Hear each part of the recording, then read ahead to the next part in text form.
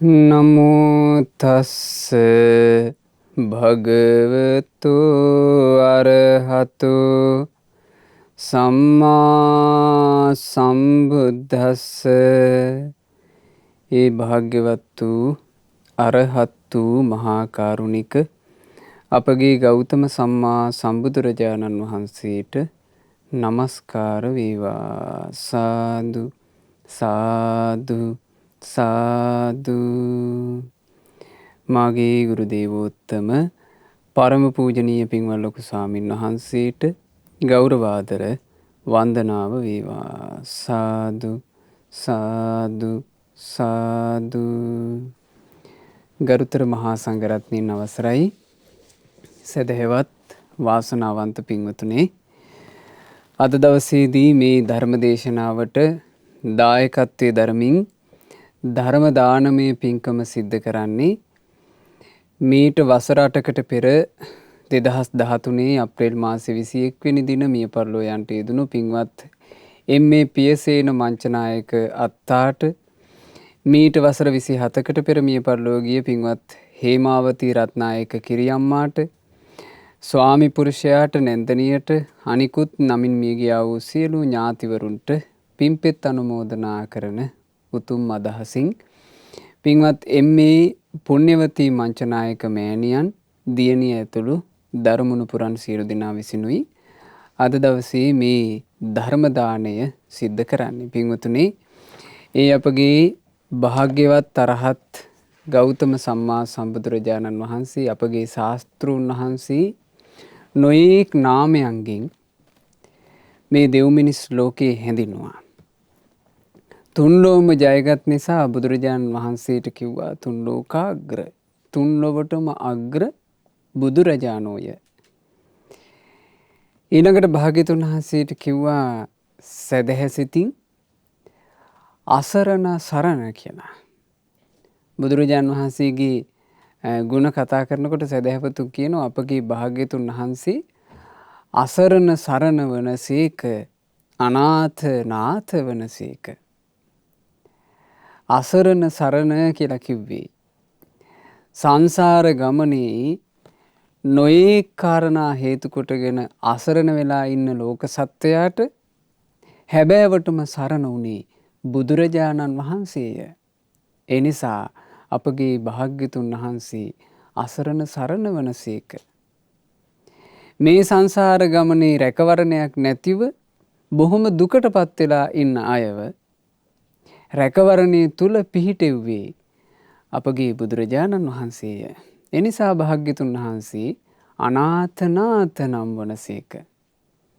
ඒ තමයි අපි සරණ ගියපු ශාස්ත්‍රුන් වහන්සේ. ඒ අසරණ සරණ වූ, අනාථනාථ වූ අපගේ භාග්‍යතුන් වහන්සේ එක ඒ වගේ අසරණ වෙච්චි ජීවිතයකට, අසරණ වෙච්චි චරිතයකට පිහිට සලසපු හැටි තමයි අද ධර්මයෙන් අපි ඉගෙන ගන්නේ.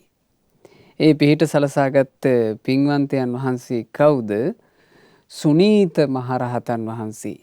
සාමාන්‍යයෙන් මේ සම්බුද්ධ ශාසන ඉතිහාසයේ සුනීත මහරහතන් වහන්සේ කියලා කියන්නේ ප්‍රකට චරිතයක්. බුදුරජාණන් වහන්සේගේ ගුණ කතා කරනකොට බොහෝ දෙනා කතා කරන එකක් අපේ භාග්‍යතුන් වහන්සේ සුනීත, සෝපාක වගේ අයට පිහිට වුණා කියන එක. ඉතින් ඒ සුනීතයන් වහන්සේට පිහිට වෙච්ච හැටි, ඒ ගැන උන්වහන්සේම වදාරන තේරගාථා තමයි අද අපි ඉගෙන ගන්නේ. තේරගාථා ආරම්භ වෙන්නේ මෙන්න මේ විදිහට. නීචේ කුලම්හි ජාතෝ හං දලිද්දෝ අප්ප භෝජනේ.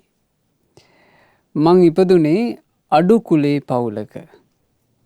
හරීම දුප්පත්. හරි කෑමක් බීමක්වත් තිබුණේ නෑ. මගේ රස්සාවත් හරීම පහත් දෙයක්. වැසිකිළිවල අසූචි බැහැරට ගෙනියන එකයි මං කළේ. ජිගුච්චිතෝ මනුස්සානං, මිනිස්සු මාව පිළිකුල් කළා. පරිභූතෝච වම්භිතෝ, පරිභව කරලා නින්දා කරලා දැම්මා. නීච මනං කරිත්වාන වන්දිසං බහුකං ජනං. ඉතින් මං ඊටාම යටහත් සිතින් බොහෝ දෙනෙකුට වැඳගෙනයි හිටියේ. මේ තමයි උන්වහන්සේ ගත කරපු ජීවිතේ. හැබැයි මේකේ මෙහෙම කතාවක් තියෙනවා. උන්වහන්සේ උපන්නේ අඩු කුලයක. අඩු කුලයක උපදින්නට පෙර සසරේ කරගත්ත බරපතල පාප කර්මයක් හේතු වුණා. ඊළඟට බලන්න කියනවා හරිම දුප්පත්. කෑමක් බීමක් තිබුණේ නැහැ. මේ හැම එකක්ම තමන් නිලාගත්ත විදිහ. බුදුරජාණන් වහන්සේ දේශනා කළ ධර්මයේ යා දිසං වපතේ බීජං. යම් දෙයක් වපුරනවාද තා දිසං හරතේ ඵලං. වපුරපු එක අනුව ඵල හට ගන්නවා. කල්යාණකාරී කල්යාණං. හොඳ දෙයක් වපුරපු කෙනාට හොඳ දෙයක්ම ලැබෙනවා. පාපකාරීච පාපකං. ලාමක දෙයක් පවිටු දෙයක් වපුරා ගත්තොත් ලැබෙන්නේ පවිටු දෙයක්මයි. මේක තමයි ලෝක ධර්මය. ඈත අතීතයේ පසේ බුදුරජාණන් වහන්සේලාගේ යුගයක් තිබුණා. ඒ පසේ බුදුරජාණන් වහන්සේලාගේ යුගයේ ඒ උතුම් පසේ බුදුරජාණන් වහන්සේලා ලෝකානුකම්පාවෙන් යුක්තව පිණ්ඩපාතේ වඩිනවා. දැන් මේ මුනිවරු ගැන කතා කරනකොට ওই කාරණේ අපිට ඔయిత කලිමුත් ඉගෙන ගන්න ලැබුණානේ. මුනිවරුන් කොහොමද පිණ්ඩපාතේ වඩින්නේ මොන වගේ සිතකින්ද කියලා. යථාපි බමරෝ පුප්පං වන්න ගන්ධං අහේඨයන්. බඹරෙක් මලක් කරා ඉගිලී ගියා කියලා ඒ මලෙන් රොන් චුට්ටක් කරගත්තා කියලා මලේ සුවඳට වේවා පැහැයට වේවා කිසි හානියක් ඒ බඹර නිසා සිද්ධ වෙන්නේ. ඵලේති රස මාදාය ඒවං ගාමී මුනිචරේ. රස තෘෂ්ණාවක් කෙරෙහි නොබෙදී ගමේ පිණ්ඩපාතේ වඩින මුනිවරයාගේ පිණ්ඩපාත චාරිකාවත් අර බඹරා මලට යනවා වගේ. උන්වහන්සේ දානි හැන්දක් පිළිගන්නවා තමයි. හැබැයි ඒ දානි හැන්ද පූජා කරන කෙනාට දම් පිදීම හේතු කරගෙන කිසිම හානියක් සිද්ධ වෙන්නේ නැහැ. දම් පිදීම හේතු කරගෙන ඔහුට කිසිම හානියක් වෙන්නේ නැහැ. ඒක ඔහුට බොහෝ කල යහපත පිණිස සැපය පිණිස හේතු වෙනවා. ඒ යහපත පිණිස සැපය පිණිස හේතු වෙන නිසාමයි ඒක බොහෝ කල යහපත සලසන නිසාමයි මේ ජීවිතාවබෝධය ලැබූ රහතන් වහන්සේලා පසේ බුදුරජාණන් වහන්සේලා අනුකම්පා උපදවාගෙන අපි ගොඩාක් මේ ශාසන ඉතිහාස කතාවල අහලා තියෙනවා රහතන් වහන්සේලා ඊළඟට පසේ බුදුරජාණන් වහන්සේලා දුප්පතුන් හොයාගෙන අසරණයන් හොයාගෙන පිණ්ඩපාතේ වැඩියා. අපේ භාග්‍යවතුන් වහන්සේ දුප්පත් අසරණ අය හොයාගෙන පිණ්ඩපාතේ වැඩම කළා. පුණ්‍ය ඵලයක් උපදලා දෙන්න. ඒ කෙනාගේ ජීවිතේ සැපවත් කරන්න. සමහරවිට භාග්‍යවතුන් වහන්සේ වැඩම කරාම ඒ කෙනා බුදුරජාණන් වහන්සේට දානි ටිකක් පූජා කරනවා. රහතන් වහන්සේලා වැඩම කරාම පසේ බුදුරජාණන් වහන්සේලා වැඩම කරාම මොනවා හරි චුට්ටක් පූජා කරනවා. සමහර විට තමන් සන්තකේ තියෙන එකම දේ දෙන්නේ. තමන් ගාව තියෙන එකම වටින දේ. සමහරවිට තමන්ට කණ්ඩ තිබ්බ අග්ගලා ටික. තමන් හදාගත්ත පොරි ටික. ඊළඟට මේ සමහර වෙලාවට ඇතැන් තැනක තියෙනවා මේ දන් කුඩ ටික හූරලා දන් දුන්නා කියලා. දන් කුඩ ටික හූරලා දන් දුන්නා කියලා කියන්නේ තමුන්ටත් තිබුණේ දන් කුඩේ. ඒකත් හූරලා දෙනවා. හැබැයි ඒ පූජාවෙන් කවදාවත් අයහපතක් සිද්ධ වෙන්නේ නැහැ. බුදුරජාණන් වහන්සේ වේවා රහතන් වහන්සේලා වේවා පසේ බුදුරජාණන් වහන්සේලා වේවා මහා සංඝරුවන වේවා දකින්න ලැබෙනකොට හිත් පහදිනවා කියලා කියන්නේත් පින් රැස් වෙන දෙයක්. ගරු සත්කාර දක්වනවා කියන්නේත් පින් රැස් වෙන දෙයක්. ඒ උතුමන් වහන්සේලාට දානින් සන්තර්පණය කරනවා කියන එක දානි පූජා කරනවා කියලා කියන්නේ පින් රැස් වෙන දෙයක්. මේ එකකට එකක් පින් රැස් වෙන විදිහ වෙනස්. භාග්‍යවතුන් වහන්සේ දේශනා කළ එක අවස්ථාවක කුල සූත්‍රය. මේ කුල සූත්‍රයේදී බුදුරජාන් වහන්සේ වදාරනවා මහණෙනි භික්ෂු සංඝයා යම් කුලයකට වඩිනකොට ඒ භික්ෂුන් වහන්සේලා වඩිනා දෙස බලාගෙන මිනිස්සු හිත පහදව ගන්නවා නම් අනේ මේ උතුම් සංගරුවන නේද කියලා භික්ෂූන් දැක හිත පහදවා ගැනීමෙන් ඔවුන් ඒ මොහොතේ සග්ග සංවත්තනිකං පුඤ්ඤ පටිපදං පටිපන්නෝ හෝති සුගතියේ උපදින්ට හේතු වෙන පිනක් රැස් කර ගනිමින් සිටි. භික්ෂූන් දැක හිත පහදව ගන්නකොට මොන පිනක්ද රැස් කරන්නේ? සුගතියේ උපදින්න හේතු වෙන සුගති ප්‍රතිපදාව. ඒ භික්ෂූන් වහන්සේලා වඩිනකොට හිත පහදවගෙන මිනිස්සු හිතනවා කියනවා අනේ මේ භික්ෂු සංඝයා මේ භික්ෂු සංඝයාට අපි ගරු කරන්න ඕන. මේ භික්ෂු සංඝයා වඩිනකොට උන්වහන්සේලාට ගරු සත්කාර උදෙසා අපි ආසන වලින් නැගිටින්න ඕන.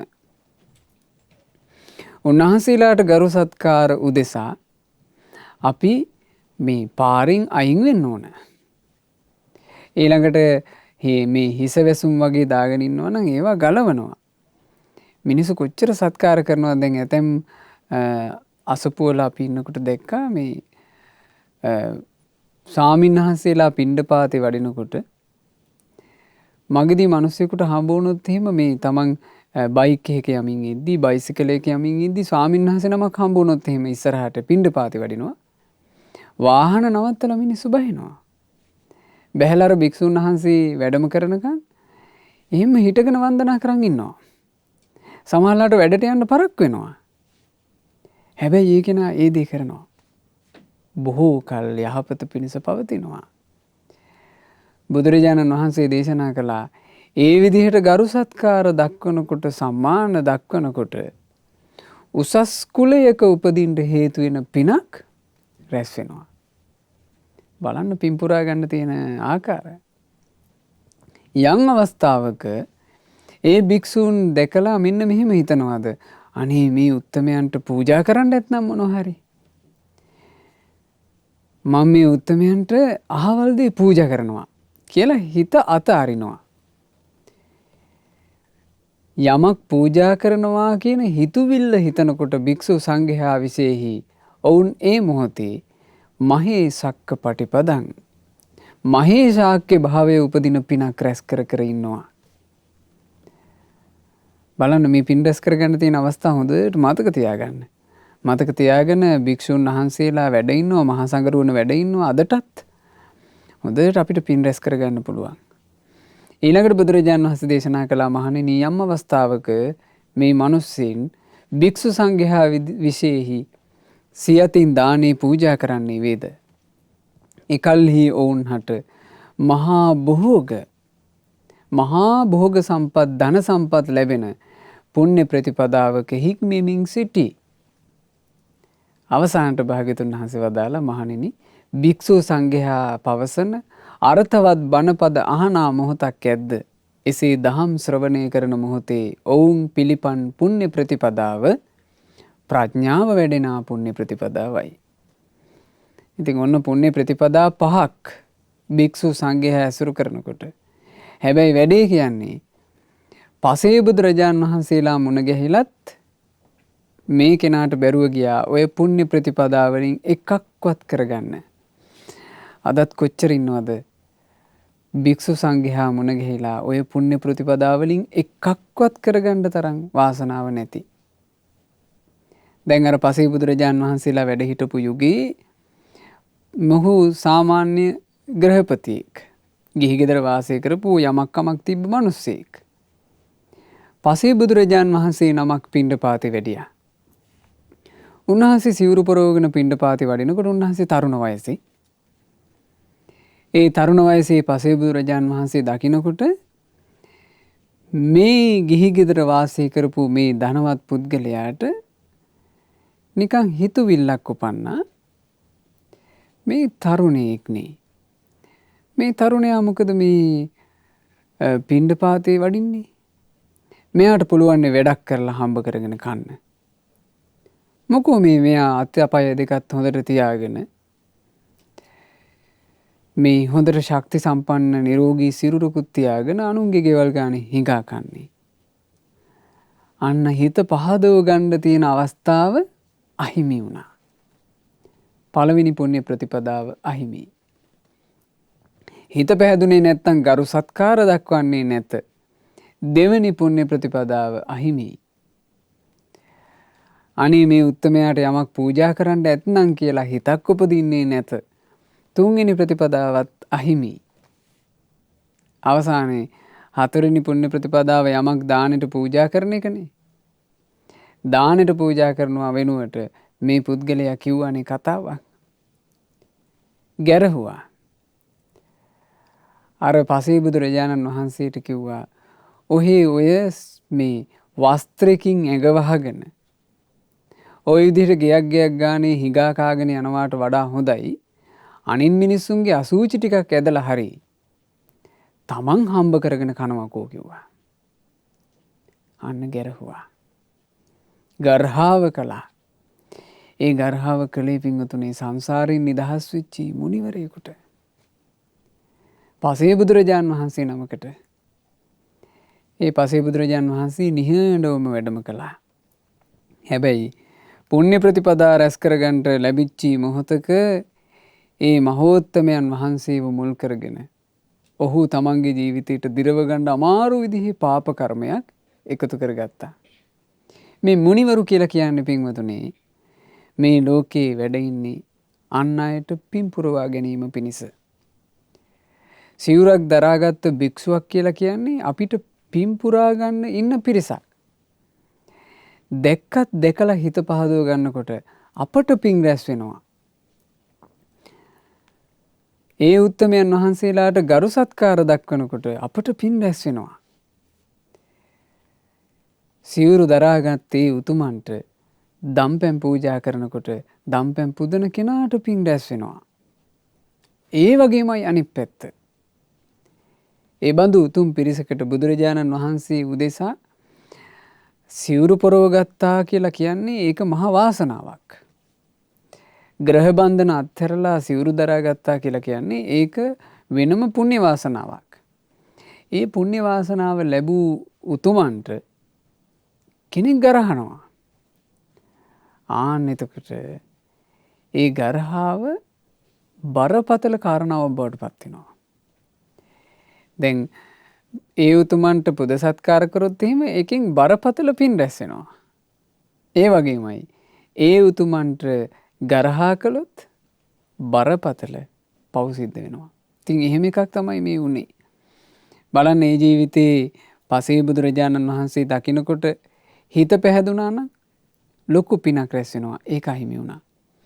ඒ පසේ බුදුරජාණන් වහන්සේ දැකලා ගරු සත්කාර දැක්කුවා නම් අඩු කුලෙ උපදින්නේ. උසස් කුලයක උපදින්න පිනක් පුරා ගන්න අවස්ථාව තිබ්බා. අහිමි කරගත්තා.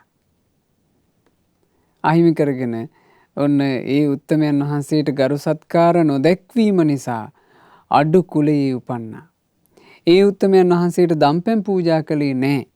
දානි නොදීම නම් වූ යම් කරුණක් ඇද්ද? එයම දුගී භාවයට හේතු වන්නේය. ඒක අවස්ථාවක දෙවිවරු පැමිණිලා අපේ භාග්‍යතුන් වහන්සේට කියනවා මෙහෙම කතාවක්. ස්වාමීනි භාග්‍යතුන් වහන්සේ මේ ලෝකේ මිනිස්සයා දම්පැන් පූජා නොකරන්නේ මෙන්න මේ හිතුවිල්ල නිසා. අනිත් අයට දුන්නොත් අපට නැති වෙයි. අපිට කන්න බොන්න නැති වෙයි කියලා හිතන මිනිස්සයා අන් අයට දන් දෙන්න මැලිවන්නේය. එතකොට දෙවිවරු කියනවා හැබැයි ස්වාමීනි එහෙම අන් අයට දුන්නොත් අපිට නැති වෙයි කියලා දන් නොදී ඉන්න පිරිසට තමයි මේ සාංශාරික ගමනේ කන්න බොන්න නැති වෙලා යන්නේ. දාන දෙන කෙනාට දන් දීම හේතු කරගෙන බොහෝ භෝග සම්පත් ලැබෙනවාමයි. අන්න ඒ නිසා දැන් බලන්න මේ ජීවිතේ පසේ බුදුරජාණන් වහන්සේට දානේ පූජා කරගත්තා නම් බොහෝම ධන සම්පත් ඇතුව උපදින්න පිනක් රැස් කරගන්න තිබුණා. හැබැයි පූජා කළේ නැහැ. දුප්පත් වෙලා උපන්නා. හරි කෑමක් බීමක්වත් තිබුණේ නැහැ. ඊළඟට බලන්න කර්මානුරූපවම රස්සාව ලැබෙන හැටි. මගේ රස්සාව හරි පහත් දෙයක්. වැසිකිලි වල අසූචි බැහැරට අරගෙන යන එකයි මං කළේ. අර පසේ බුදුරජාණන් වහන්සේට යම් වචනයක් කිව්වාද ඔයිට හොඳයි මිනිස්යන්ගේ අසූචි ඇදලා හරි හම්බ කරගෙන කෑවා නම් කියලා. මෙන්න තමන් කරා ඒක ආවා.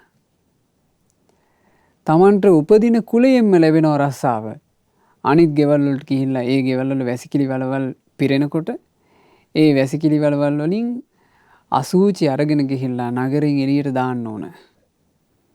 එතකොට මේ අසූචි අරගෙන යෑම කරා කියන්නේ පින්වතුනි කදකින්. කද කියලා කියන්නේ අර දිග රිටක දෙපැත්තේ තමයි භාජනවල බර එල්ලගන්නේ. මේ කද අරගෙන ඔහු ගමකට එනකොට මේ සාමාන්‍යයෙන් වෙන් කරලා තිබිලා තියෙනවා වීදි. අසවල් වීදියේ මොහු එන්නේ අසවල් දවසට කියලා මිනිස්සු දන්නවා. ඒ දවස්වලට මිනිස්සු මේ තමන්ගේ මූලික වැඩ කටයුතු තියෙනවා නම් සුබ සම්මත ඒවා මුකුත් ඒ වේදියේ දාගන්නේ නැහැ කියනවා. මේ පුද්ගලයා එන නිසා. මොහු පාරේ එනකොට මොහු ළඟ සීනුවක් තියෙනවා. ඒ සීනුව ගහ ගහ කියනවා එන්න ඕන. එතකොට අර කුලවන්තයෝ ධනවතුන් පාරෙන් අයින් වෙනවා. ආපෝ අර පුද්ගලයා එනවා කියලා. මිනිස්සු පිළිකුල් කර කර හිටපු කෙනෙක්. බැරි වෙලාවක් කුලවන්තයෙක්ගේ මූණට මොහු හම්බ වුණොත් එහෙම ඒ කුලවන්තයා කසින් ගහනවා. කුලවන්තයෙක් දිහා ඔළුව උස්සලා බැලුවොත් ඒ කුලවන්තයා කසපාර ගහනවා. එහිම මහා දුක්ඛිත උපතක් ලැබුවා. ඒ කර්ම විපාකේ තමන් කරා කැරකිලා ආවා. විශේෂයෙන් මිනිස්සු පිළිකුල් කළා කියනවා. පරිභව කරලා නිඳා කරලා බැහැර කරපු කෙනෙක්. දැන් පසේ බුදුරජාන් වහන්සේට මොහු පරිභව කළානේ. නිඳා කළානේ. ඒ වගේ කර්ම විපාක විදිහට ජීවිතේ හැම මොහොතකම නිඳා පරිභව ලබ අසරණ වෙලා හිටියේ. බලන්න සංසාරේ. සිතකය වචනින් අපි කරගන්න ඒවාට අනුව සංසාරයේ හැදෙන හැටි. මේ ගෞතම බුද්ධ ශාසනයේ නිවනින් සැනසෙච්චි උත්තමයෙක්ගේ ඒ නිවන් දකින්න පෙර තිබුණ අසරණකමයි අපි මේ කතා කළේ. උන්වහන්සේ එහෙම අසරණලා හිටියා. උන්වහන්සේ ওই විදිහට අනාථ වෙලා හිටියා. බොහොම දුකටපත් වෙලා හිටියා. තමන් විසින්ම කරගත්ත පාපී කර්මයක විපාකේ විඳව හිටියා. ඉතින් එහෙම ඉන්නකොට බුදුරජාන් වහන්සේගේ මහා කරුණා නේත්‍රයට හසු වෙලා තමයි පිහිට සැලසුනේ. ඒ පිහිට සැලසීම ගැන කියන කතාව බලන්න හරි ලස්සනයි. මට පුදුමාකාර වාසනාවක් තිබුණේ. එදා රජගහ නුවරට ස්වාමීන් වහන්සේලා පිරිවරාගෙන මහා වීර වූ සම්බුදු සමිඳුන් වඩින ආකාරේ මම බලාගෙන හිටියා. බලන්න මේ තමන්ගේ දුක ගැන කියලා එක පාර කියන වචනේ. මට පුදුමාකාර වාසනාවක් තිබුණේ. ඒ වාසනාව මොකද්ද? ජීවිතේ ලැබුණු ඒ වාසනාව තමයි සම්බුදු රජාණන් වහන්සේ දැක ගන්නට ලැබීම. මුළු ජීවිතේම අනිත් පැත්තට හැරුණා. බුදුරජාණන් වහන්සේ දැක ගන්නට ලැබීම නිසා බුදුරජාණන් වහන්සේ එදා වැඩම කළේ මේ සුනීතට පිහිටවීම පිණිසමයි. භාග්‍යතුන් වහන්සේ රජගහ නුවරට වැඩම කරලා රජගහ නුවර විහාරයේ වැඩ ඉද්දී බුදුරජාණන් වහන්සේ මහා කරුණා සමාපත්තියෙන් ලෝකේ බලනකොට අපේ සුනීත තරුණයාව ඒ මහා කරුණා නේත්‍රයට හසු වුණා. බුදුරජාණන් වහන්සේට පේනවා ඔහු ගාව ධර්ම අවබෝධ කරන්න තරම් මහා පුණ්‍ය සම්පත්තිය ජීවිතය තුළ තියෙනවා. ධර්ම අවබෝධයේ පිණිස ප්‍රඥාව මෝරවා ගන්න හැකියාවක් ඔහුට තියෙනවා. ඉතින් බුදුරජාණන් වහන්සේ ඔහු හොයාගෙන ආවා. එදා භාග්‍යතුන් වහන්සේ වැඩම කළේ මහත් වූ භික්ෂු සංඝයා පිරිවරාගෙන. ඉතින් මෙහි අටුවාවේ තියෙනවා බුදුරජාණන් වහන්සේ එසේ වඩිනකොට ඒ කුලවතුන් භාග්‍යතුන් වහන්සේ ගමන නවත්තන්න හැදුවා කියනවා. අනේ ස්වාමීනි අද ওই වීදියේ යන්න එපා. අද ওই වීදියේ අර කසල එකතු කරන මිනිස්සයා ওই වීදියේ යනවා. අද ඒ වීදියේ වැඩිවීමට සුදුසු නැහැ කියලා. එහෙම කියද්දීත් භාග්‍යතුන් වහන්සේ භික්ෂු සංඝයා පිරිවරාගෙන ඉදිරියට වැඩම කළා. දැන් මොහු අර අසුචි කදත් අරගෙන සීනුව ගහමින් එනවා. ඒ එද්දි ඉදිරියට වඩිනවා අපගේ භාග්‍යවත් අරහත් ගෞතම සම්මා සම්බුදුරජාණන් වහන්සේ මහා භික්ෂු සංඝයා පිරිවරාගෙන. බුදුරජාණන් වහන්සේ ගැන ඔහු යම් පමණකට අහලා තිබුණා. මේ තමයි කපිලවස්තුවේ රජ වෙන්න හිටපු කුමාරයා. ඉහළ කුලයේ. මේ මොහුගේ උපතත් එක්ක ගත්තොත් එහෙම ලං වෙන්නවත් බැරි, මූණ බලන්නවත් බැරි තරම් ඉහළ කුලයේ. දැක ගමන් හොඳටම බිහිතියටපත් වුණා සුනීත. බිහිතියටපත් වෙලා පාර පටුයි. අයින් වෙන්න කියලා තැනක් නැහැ. අසූචි කද ඔහු පැත්තකින් තිබ්බා. අසූචි කද පැත්තකින් තියලා මේ ඔළුව නමාගෙන වකුටු වෙලා. මොකද ওই වගේ අවස්ථාවක් එළඹුණොත් එහෙම අනිවාර්යයෙන්ම සිද්ධ වෙන එක තමයි කසපහර කාලා දඬුවම් ලබන්න සිද්ධ වෙන එක. ඉතින් කසපහරට ලැහැත්තිලා හිටියා. ඒ ලැහැත්තිලා ඉන්නකොට භාග්‍යතුන් වහන්සේ සමීපයටම පැමිණුණා. පැමිණිලා ඒ ගම්භීර බ්‍රහ්මස්වරයෙන් බුදුරජාන් වහන්සේ සුනීතට නම කියලාම කතා කළා. පින්වත් සුනීත, ඔයා කැමති නැද්ද මේ වැඩ ඉන්න මහා භික්ෂු සංඝයා වගේ සිවුරු පොරවගෙන මේ මගේම ශ්‍රාවකයෙක් බවට පත් වෙන්න ඔයා කැමති නැද්ද කියලා ඇහුවා. එතකොට මේ සුනීතට මේ කාරුණික වදන් ඇහෙනකොට හිතට මහා සැනසෙල්ලක් ආවා. මට කසපහර ගහයි කියලා තියෙන අර භීතිය නැතුව ගියා. ඔහු යාන්තමට ඔළුව උස්සලා කියනවා, ස්වාමීනි, මාව කවුද පැවිදි කරගන්නේ? බුදුරජාන් වහන්සේ වදාලා, සුනීත, ඔයා සතුටු නම්, ඔයා කැමති නම් තථාගතයන් වහන්සේට පුළුවන් ඔයාව මහාන කරන්න. එතකොට සුනීතට විශාල සන්තෝෂයක් හටගත්තා. ඉතින් ඒ ගැන කියනවා, මං අසූචි කද පැත්තකින් තිබ්බා. උන්වහන්සේගේ සිරිපතුල් වැඳගන්ට ලං වුණා. එතකොට මේ පුරුෂෝත්තමයා මං ගැන අනුකම්පා කරලා වඩින ගමන නතර කරලා හිටගත්තා. මං ශාස්ත්‍රෝන් වහන්සේගේ සිරිපතුල් යුග වන්දනා කළා. පැත්තකින් හිටියා. හැම දෙයකටම වඩා උතුම් පැවිදි බව මටත් ලබා දෙන්න කියලා මං ඉල්ලා හිටියා. ඉතින් බුදුරජාණන් වහන්සේ පැවිද්ද ගැන අහනකොට ඔන්න පැවිදි වෙන්න කැමති වුණා. තතෝ කාරුණිකෝ සත්තා සබ්බ ලෝකානුකම්පකෝ. හැම දෙනා ගැනම අනුකම්පාව පිරුණු මහා කාරුණික ශාස්ත්‍රූන් වහන්සේ. බලන්න රහතන් වහන්සේලා ශාස්ත්‍රූන් වහන්සේ වඳුන්වන විදිය. මේ අපි ඉගෙන ගන්න පින්වතුනි සුනීත මහරහතන් වහන්සේ පැවසූ ගාථා. ඒ මහරහතන් වහන්සේ භාග්‍යතුන් වහන්සේ වඳුන්වනවා, තතෝ කාරුණිකෝ සත්තා සබ්බ ලෝකානුකම්පකෝ. ඒ කාරුණික වූ ලොවට අනුකම්පා ඇති ශාස්ත්‍රූන් වහන්සේ එහි භික්ඛුහි මං ආහ. පින්වත් භික්ෂුව මෙහෙට එන්න කියලා මට වදාළසේක. සාමේ ආසු උපසම්පදා. ඒක තමයි මගේ උපසම්පදාව.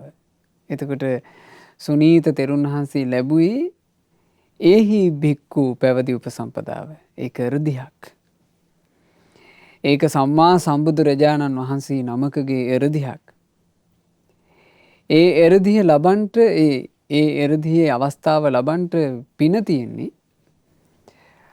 අතීතයේ භික්ෂු සංඝයා විශේෂෙහි සිවුරු පූජා කරලා පින් පුරාගත් අයට. භික්ෂු සංඝයාට සිවුරු පූජා කරලා පිනක් රැස් කරගෙන තිබුණොත් සිවුරක් ලබන්න. ශාස්ත්‍රූන් වහන්සේගේ එරදිහෙන් ලැබෙන සිවුරු ලබන්ට ඔවුන්ට හැකියාව තියෙනවා. ඉතින් මේ බුද්ධ ශාසනය එහෙම ගොඩාක් ශ්‍රාවක රත්න හිටියා. ඒක පින්වතුනි එරදිහක් බුදුරජාණන් වහන්සේ තමන් වහන්සේගේ සුගත ශ්‍රී හස්තය ඉදිරියට දිගු කරනවා කියනවා. දිගු කරලා ඒ පින්වන්තයව ආමන්ත්‍රණය කරනවා. එහි භික්ඛු, පින්වත් භික්ෂුව ඔබ මෙහි එන්න. ඒ මෙහි එන්න කියලා කියන්නේ මේ සම්බුද්ධ ශාසනයට, මාගේ ශ්‍රාවක භාවයට ඔබත් පත් වෙන්න කියලා. ඒ කියනකොටම ඔහුගේ යම් ගිහි වේශයක් ඇද්ද ඒ සියලු ගිහි වෙස් ඒ මොහොතේම අතුරුදහන් වෙනවා. මනාකොට සිවුරු පොරවගත්ත පාත්‍රයක් අතින් දරාගත්ත භික්ෂු වේශයෙන් පෙනී හිටිනවා. ඉතින් මේක එරදිහක්. ඒ එරදිහෙන් අපේ සුනීත තෙරුන් වහන්සේ පැවිද්ද ලබා ගත්තා. උපසම්පදා වුණා. ඒ පැවිදි උපසම්පදාව ලබාගෙන උන්වහන්සේ බොහෝම වීරියෙන් ධර්මයේ හැසිරුණ බව මේ උන්වහන්සේගේ ගාථා වලින් තේරෙනවා. උන්වහන්සේ බොහෝම වීරියෙන් බණ භාවනා කරපු කෙනෙක්. සෝහං ඒකෝ අරඤ්ඤස්මින් විහරන්තෝ අතන්දිතෝ. මං ආරන්නේ තනිවමයි වාසය කළේ. කිසිම කම්මැලිකමක් මට තිබුණේ නැහැ. අතපසු කරගත්තේ නැහැ. පහු කළේ නැහැ. ධර්මයේ හැසිරීම පිණිස කරන්න ඕන දේවල් කම්මැලි නැතුව ඉක්මනින් කරගත්තා. බුදු සමිඳුන් මට කියා දීපු විදිහටම මං කටයුතු කළා. අකාසින් සත්තු වචනං යතා මං ඕවදී ජිනෝ. බුදු සමිඳුන් මට කියා දීපු විදිහටම මං කටයුතු කළා. ඒක තමයි පින් තිබ්බ අයට තිබුණ හැකියාව. බුදුරජාන් වහන්සේ කියලා දීපු විදිහට කටයුතු කිරීම. ඒකෙන් තමයි ඒ අය ජීවිතේ සැපයටපත් උනේ. ඒ නිසා ඒ රහතන් වහන්සේලාත් අපිට හරියට අවවාද කළේ බුදු සමිඳුන් කියා දීපු විදිහට කටයුතු කරන්නට කියලා. දැන් මේ මෑත කාලේ අසත්පුරුෂයෝ කාණ්ඩයක් කතා වෙලා බුදුරජාණන් වහන්සේගේ වචනේත් වෙනස් කරන්න හදනවනේ. බුදුරජාණන් වහන්සේ වදාරපු එකත් තමන්ට ඕන විදිහට අර්ථකථන ගන්නට මේ තරම් උඩඟු වෙලානේ. එතකොට ඒ දේවල් අහගෙන ඉන්න අසරණ මිනිස්සයාට අහිමි වෙලා යන්නේ මෙන්න මේ ලාභය. මොකද්ද? බුදුරජාණන් වහන්සේ වදාළ විදිහට කටයුතු කිරීම. ධර්මය අවබෝධ කරගන්නට නම් ජීවිතේ සැනසෙල්ලක් කරා යන්නට නම් ජීවිතේ අසරණකම් වලින් නිදහස් කරගන්නට නම් බුදුරජාණන් වහන්සේ වදාරපු විදිහටම කටයුතු කරන්න ඕන. භාග්‍යතුන් වහන්සේ මේ ශ්‍රී සද්ධර්මයේ මනාකොට දේශනා කරලා තියෙනවා. අනුක්‍රමිකව ගැඹුර කරා යන සාගරය වගේ. මේ සම්බුද්ධ ශාසනයේ ටික ජීවිත අවබෝධී ගැඹුරටම පතුලටම යන්න බුදුරජාන් වහන්සේ මනාකොට ධර්මය කියලා දීලා තියෙනවා. මුලින්ම සිල්වත් වෙන්න. සිල්වත් වෙලා ඉන්ද්‍රිය සංවර කරගන්න. ආහාරයේ ප්‍රමාණය දැනගෙන දානේ වළඳන්ට. නිදි වරාගෙන බණ භාවනා කරන්නට පුරුදු වෙන්න. ඊළඟට ලද සිවුරින් පිණ්ඩපාතයෙන් සේනාසන වලින් ගිලම්පස වලින් සතුටු වෙන්න. ඒ ලැබිච්ච දෙයකින් සතුටු වෙලා තමන්ගේ ජීවිතේ මේ වීරියෙන් බණ භාවනා කරන්න පටන් ගන්න. සක්මන් කරමින් වාඩි වීමෙන් බණ භාවනා කර කාම ඡන්දයෙන් හිත නිදහස් කරගන්න. ව්‍යාපාදයෙන් හිත නිදහස් කරගන්න. තීන මිද්දෙන් හිත නිදහස් කරගන්න. උද්ධච්ච කුක්කුච්චෙන් හිත නිදහස් කරගන්න. විචිකිච්ඡාවෙන් හිත නිදහස් කරගන්න. මේ තියෙන ප්‍රතිපදාව. කාම ඡන්දයෙන් හිත බොහෝසේ පීඩාවට පත් වෙනවා නම් අසුභ සංඥාව වඩන්න. ව්‍යාපාදයෙන් හොඳටම හිත පීඩාවට පත් වෙනවා නම් මේ මෛත්‍රී භාවනා සිද්ධ කරන්න. මේ විදිහට භාග්‍යතුන් වහන්සේ පැහැදිලිව ධර්මයේ දේශනා කරලා තියෙනවා. ඒ දේශනා කරපු ධර්මයේ ඒ විදිහටම අනුගමනය කරනවා නම් ඒ කෙනාට ධර්මයෙන් ලැබෙන ඵලය ලැබෙනවාමයි. හැබැයි අනුගමනය කරන්නේ නැත්නම් ඒ කෙනා කොච්චර කැමති වුණත් කොච්චර කටින් කිව්වත් කොච්චර පැතුවත් ඒ කෙනාට ධර්ම අවබෝධයක් කරා යන්න පුළුවන් කමක් නැහැ. ওই කාරණේ භාග්‍යවත් බුදුරජාණන් වහන්සේ එක් අවස්ථාවක ගණක මොග්ගල්ලාන කියලා බ්‍රාහ්මණයෙකුට බොහෝම ලස්සනට පැහැදිලි කළා. බුදුරජාණන් වහන්සේ වදාලා මොග්ගල්ලාණය නිවනක් කියා දෙයක් තිබෙන්නේමය. නිවන කරා යෑම පිණිස පැහැදිලි මාවතක්ද තිබෙන්නේමය. ඒ මාවතේ යා යුතු ආකාරය ගැන සම්බුදුරජාණන් වහන්සේ විසින් කරන ලද්ග පැහැදිලි මඟ පෙන්වීමද තිබේ. හැබැයි යෑම හෝ නොයෑම යනු එක එක්කෙනා සතු දෙයකි. හරි පැහැදිලි කාරණේ. අපි හිතමු අපිට යම් නගරයකට යන්න ඕන කියලා. ඒ නගරයට යන්න යම් පාරක් තියෙනවා. ඒ පාරේ යද්දී පාර නොදන්නා කෙනෙකුට පාර හඳුනා ගැනීම පිණිස කරන ලද මේ මඟ පෙන්වීම මං සලකුණු දැක්වීමුත් තියෙනවා. නගරයට යන්න කැමති කෙනා මඟ සලකුණු වරදගන්නේ නැතුව හරියට යන්න එපැයි. එයා හරියට ගියොත් එහෙම එයාට නගරේ හම්බ වෙනවාමයි. හැබැයි එයා පාර වරද්ද ගත්තොත් කරන්න දෙයක් නැහැ, එයාගේමයි වැරද්ද. එයා ගමන නොගිහින් හිටියොත් කරන්න දෙයක් නැහැ, එයාගේමයි වැරද්ද. අන්න ඒ වගේ බුදුරජාණන් වහන්සේ නිවන පිණිස දේශනා කරපු ධර්මයේ තියෙනවා. පැහැදිලිව නිවන් මඟ තියෙනවා. ඒ පැහැදිලි නිවන් මඟ පැහැදිලි මන් සලකුණු ටික රහතන් වහන්සේලා සංගායනා අනුසංගායනා කර කර රැක්කා. ඒ බුද්ධ වචනයට කිසි විකෘතියක් වෙන්න එපා කියලා. පස්සේ ඒ ධර්මය භානක පරපුරක් විදිහට කටපාඩම් කරගෙන දරාගෙන ආව කාලාන්තරයක්. බැමිණිටියා සාය ආපු කාලේ භික්ෂු සංඝයා වේගින් මරණයට පත් වෙනකොට ඒ මරණය අභිමුඛයේත් භික්ෂු සංඝයා මේ බුද්ධ වචනේ කටපාඩම් කරගන්න ඕන කියලා වැටකෙයියා ඉස්ම බිබී ධර්මයේ පාඩම් කළා.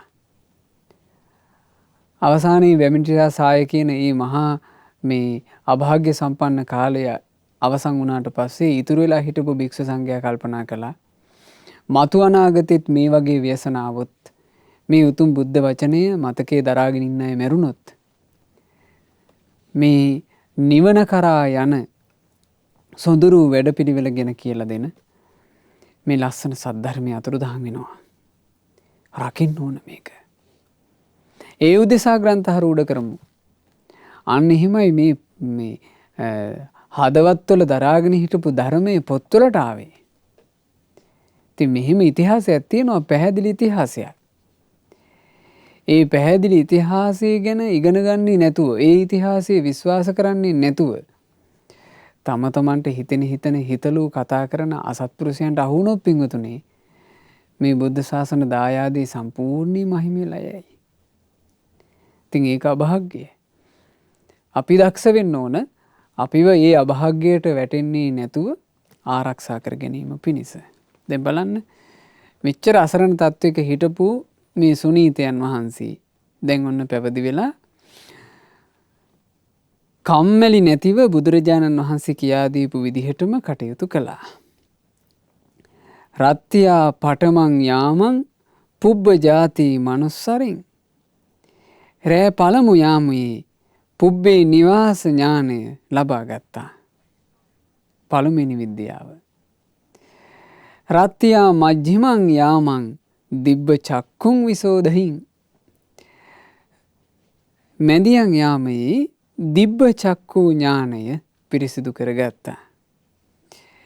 රත්ත්‍යා පච්චිමේ යාමේ තමෝ කන්දං පදාලයින් රාත්‍රී 5 වන වෙලේ අවිද්‍යා අන්ධකාරය නැත්තටම නැති කරලා දැම්මා. හරි ලස්සනයි ධර්ම අවබෝධය ලැබූ විදිහ කියන විදිහ.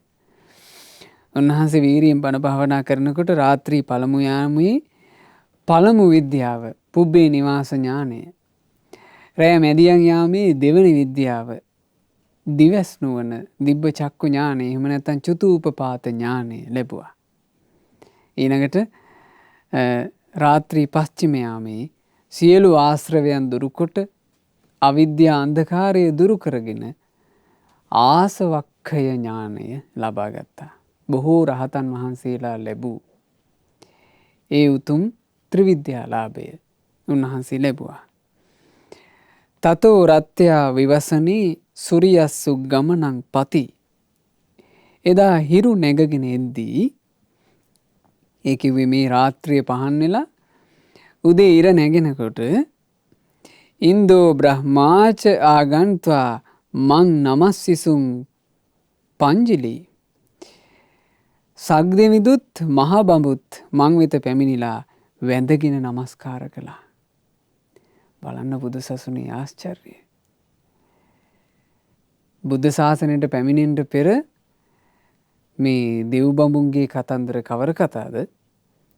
මේ මනුස්ස ලෝකයේම ගරහාවට ලක්වෙවි හිටපු කෙනා.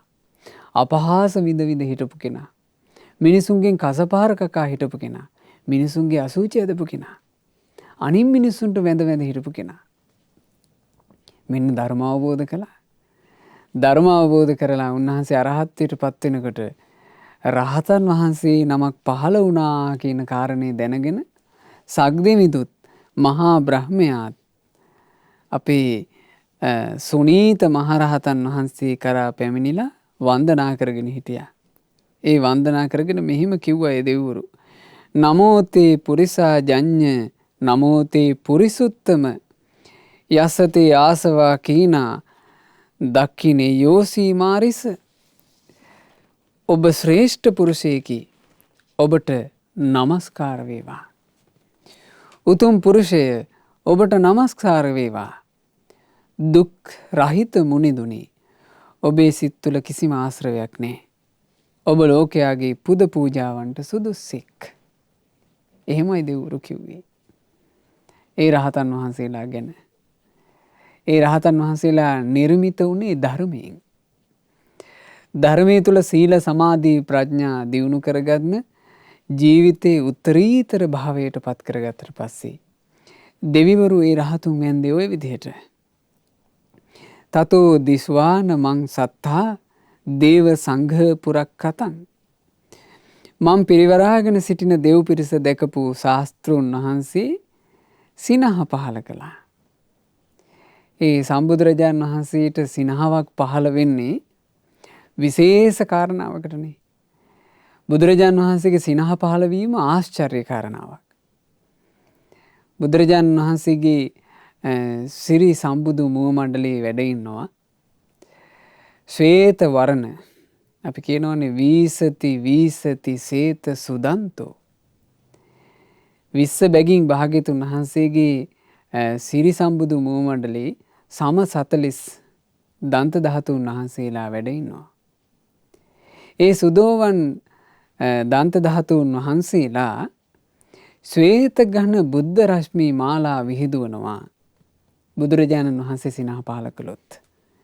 සාමාන්‍යයෙන් ශාස්ත්‍රෝන් වහන්සේ සාමාන්‍යයෙන් වැඩ ඉන්නකොට පින්වතුනි බුදුරජාණන් වහන්සේ ඊතා ප්‍රියමනාප ස්වරූපයකින්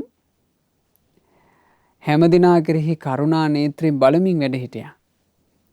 හැබැයි බුදුරජාණන් වහන්සේ දසන් පෙන්වලා දත් පේන විදිහට සිනහාවක් පහල කරනවා කියන කාරණය කලාතුරකින් යම් කරුණක් හේතු කරගෙනම කරන එකක්. දැන් බලන්න මේ වෙලාවේ බුදුරජාණන් වහන්සේ සිනහ පහල කළා. ඒ සිනහ පහල කරනකොට වෙන අසිරිය සිද්ධ වුණා. මොකක්ද ඒ අසිරිය?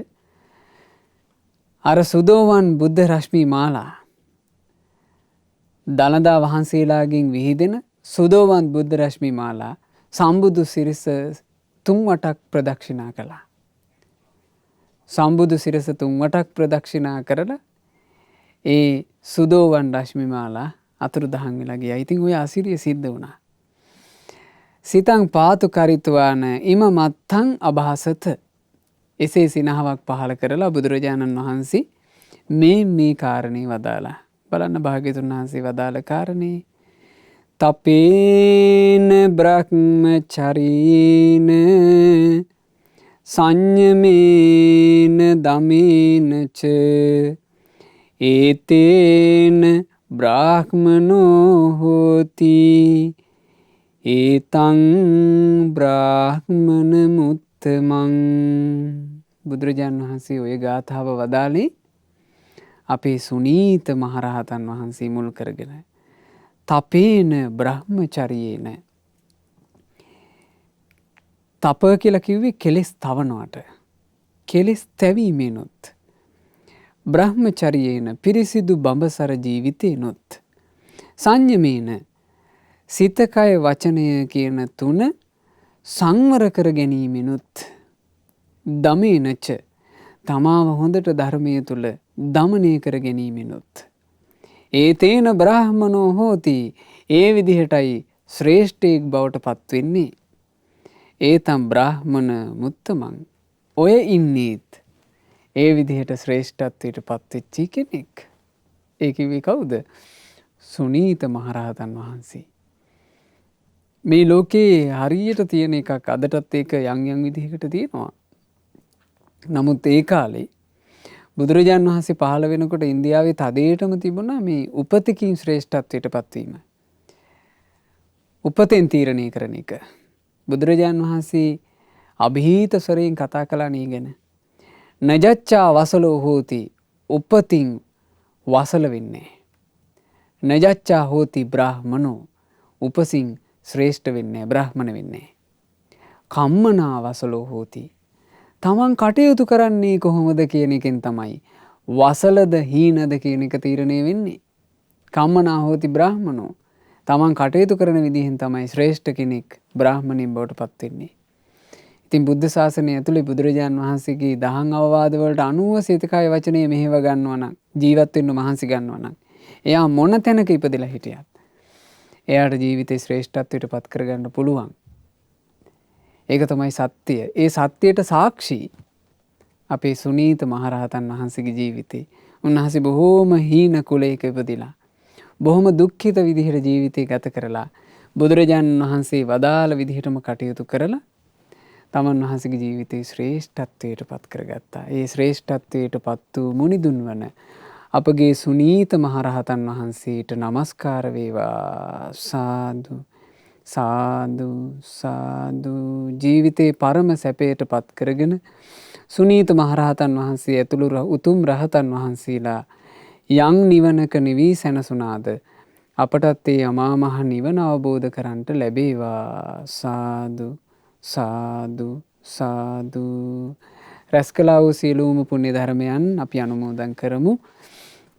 සක්දෙවිඳුන් සතරවරන් දෙවිවරුන් ප්‍රධාන සදෙව් ලෝකවාසී සියලු දෙවියෝ මේ සියලුම පින් සතුටු සිත් උපදවාගෙන අනුමෝදන් වෙත්වා.